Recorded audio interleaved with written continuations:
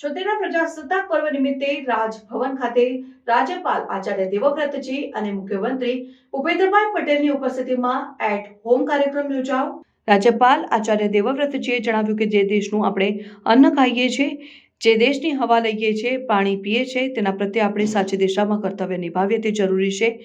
આપણે ઋષિમુનિઓના સંતાનો છીએ, આપણે વૈદિક પરંપરાઓના લોકો છીએ।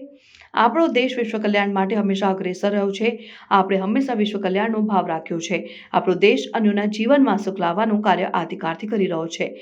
76મા પ્રજાસત્તાક દિવસની સંધ્યાએ ગુજરાત રાજભવનના મહર્ષિ દયાનંદ સભાગૃહમાં આયોજિત એટ હોમ કાર્યક્રમમાં રાજ્યપાલ આચાર્ય દેવવ્રતજીએ જણાવ્યું કે આજે દેશના તમામ રાજભવનમાં એટ હોમ કાર્યક્રમની ઉજવણી કરવામાં આવે છે, પરંતુ તમારા બધાના સહયોગથી ગુજરાતનો એટ હોમ બધાથી અલગ છે। બાકી રાજ્યોમાં એટ હોમ પરંપરા રીતે આયોજિત કરવામાં આવે છે। દેશ માટે પોતાના પ્રાણની આહુતિ આપનારા વીરોનું સ્મરણ કરતા રાજ્યપાલશ્રીએ કહ્યું કે આપણે જે સ્વતંત્રતા ભોગવીએ છીએ તે એ ક્રાંતિકારીઓને આભારી છે, જેમણે પોતાના માટે કંઈ વિચાર્યા વગર પોતાના જીવ ન્યોછાવર કર્યા છે। એ લોકોએ આપણા ભવિષ્ય માટે રાષ્ટ્રની ગરિમા, ગૌરવ અને સ્વતંત્રતા માટે બલિદાન આપવાનો રસ્તો પસંદ કર્યો હતો। ત્યારે આપણી નૈતિક ફરજ બને છે કે આજે ગણતંત્ર પર્વ ઉપર તેમનું સ્મરણ કરીએ અને તેમનામાંથી પ્રેરણા લઈએ અને જે લક્ષ્યની તેમણે દેશને આઝાદી અપાવી છે, આપણે એ દિશામાં દેશને લઈ જઈએ।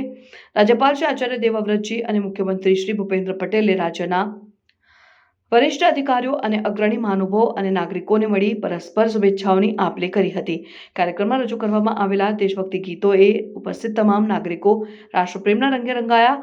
કાર્યક્રમના અંતે રાજ્યપાલ આચાર્ય દેવવ્રતજી અને મુખ્યમંત્રી ભૂપેન્દ્રભાઈ પટેલ અને ઉપસ્થિત મહાનુભાવોએ પ્રાકૃતિક કૃષિના સ્ટોલ્સની નિદર્શન કર્યું હતું।